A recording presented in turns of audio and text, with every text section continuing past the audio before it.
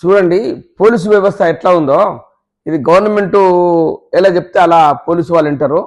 అంటే 90% వినరు, ఓ 10% అట్లా గవర్నమెంట్ చెప్పినట్టు పోలీసు డిపార్ట్మెంట్ వింటది.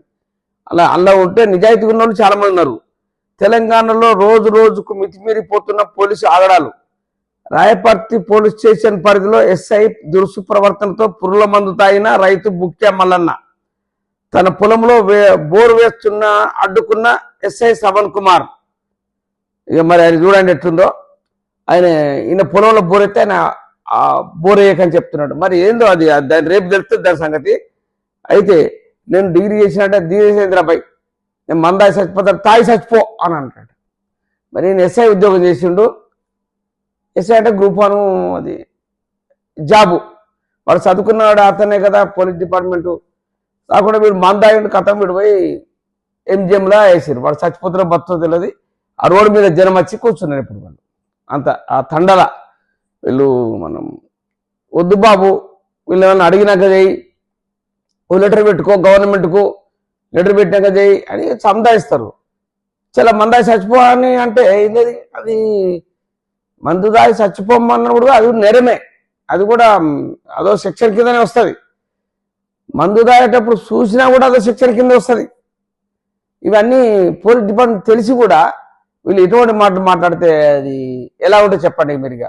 అసలు వీళ్ళు ఈ గవర్నమెంటు ఎంత ఈజీగా తీసుకుంటుందంటే, మనిషి చచ్చిపోతే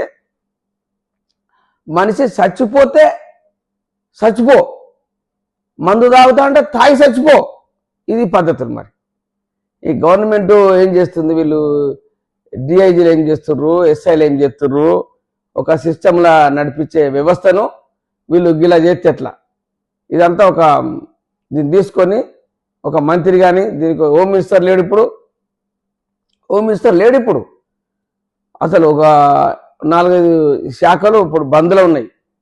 అంటే దాన్ని ఎవరిని అడుగుతారు పోయి? ఇప్పుడు సీఎం గారిని అడుగుతా అంటే ఆయన దొరకడు. ఒక పెద్ద మనిషి, ఆయన 5 సార్ల ముఖ్యమంత్రి, ఆయన పోయి రైతులకు కష్టాలు వచ్చినాయి ఈ లెటర్ ఇద్దామని పోతే ఆయన పోనీయలే. 5 సార్ల ఎమ్మెల్యే ఆయన నిజాయితీ పరుడు. ఇటువంటి వాళ్ళు అడ్వైజ్ ఇస్తారు. ఒక ముఖ్యమంత్రి ఎవరైనా కూడా వాళ్ళు అడ్వైజ్ తీసుకోవాలి, ఏం జరుగుతుందని చెప్పాలి. ఇటువంటి చేస్తేనే వాళ్ళు ఓ 5 కాలాల పాటు ఉంటారు.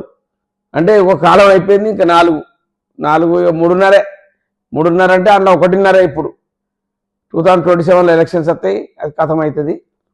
మరి ఎన్ని రోజులు ఉంటారో మనకు తెలియదు. ఇంకా అది కూడా నడుస్తూ ఉన్నది. ఇప్పుడు మళ్ళీ ఫైర్ బ్రాండ్ ఢిల్లీ నుంచి దిగింది. ఆమె సేమ్ ఆర్ఎస్ఎస్ శాఖలో పనిచేసిన ఆమె ఉన్నట్టున్నది.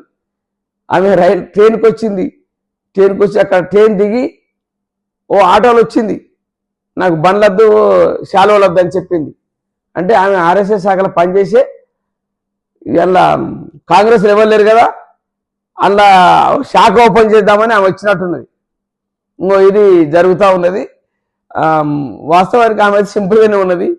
ఏమో అంగమా చేసుకోకుండా ఇట్లా మాలాగానే సింపుల్గా డ్రెస్ వేసుకొని వచ్చింది, మాట్లాడుతూ ఉన్నది. మరి ఏం మాట్లాడుతుందో కాంగ్రెస్ గవర్నమెంట్లా ఉంటుంది, కానీ ఆమె తీసుకోదు. నేను చాలాసార్లు నా బుక్ చదివినాను, ఆమె హిస్టరీ మొత్తం చదివినాను. నేను మధ్యప్రదేశ్ నుంచి వెళ్ళి ఆమె చాలా సిన్సియర్ ఆఫీసర్. ఆమె పోయి ఆ కాంగ్రెస్లోకి ఎట్లా ఏందో మనకు అర్థమవుతలేదు. అటువంటి బీజేపీలో రావాలి. ఇప్పుడు చాలామంది టీఆర్ఎస్ల నుండి మన బీజేపీలోకి వచ్చారు, అటువంటి మంచోళ్ళు. ఇప్పుడు వీళ్ళు కూడా ఎప్పుడో ఆమె బీజేపీలోకి వచ్చేటట్టే ఉన్నది. ఆమె వాళ్ళకని చూస్తే వాళ్ళు తట్టుకోదంట. ఇలా కాంగ్రెస్ గవర్నమెంట్లా, అది తెలంగాణలో ఉన్న ఎక్కువ తెలికాలు ఉంటారు కాంగ్రెస్ వాళ్ళు. కాంగ్రెస్ తెలివి వాళ్ళు బిజినెస్ మీద చూపెట్టరు, ఓ డెవలప్మెంట్ మీద చూపెట్టరు. ఎవడు పడిపోవాలి, ఒక 5 ఏళ్లలో 3 ముఖ్యమంత్రులు కావాలి అని కోరుకునే కాంగ్రెస్ సిస్టమ్ అది ఇప్పుడు జరుగుతుంది.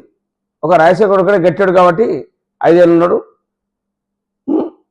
అందులో ఉండరు. ఇప్పుడు ఈమె చూస్తుంది, సిస్టమ్ చూసి రాహుల్ గాంధీకి లెటర్గా పంపుతుంది, ఇలా జరుగుతుందని. ఆయన పాడుకుంటాడు లేస్తాడు, పార్లమెంట్లో పాడుకుంటాడు. ఆయన మళ్ళీ లేచి ఆయన దగ్గర పోయి చెప్పానంటే మీకు ఎన్ని రోజులు పడుతుందో టైం. ఇవన్నీ సిస్టమ్ బాగుంటుంది. అది వాళ్ళది కాంగ్రెస్ వాళ్ళది గిలా ఉన్నది పాపం. అది కూడా ఇది కూడా పెడతాను నేను.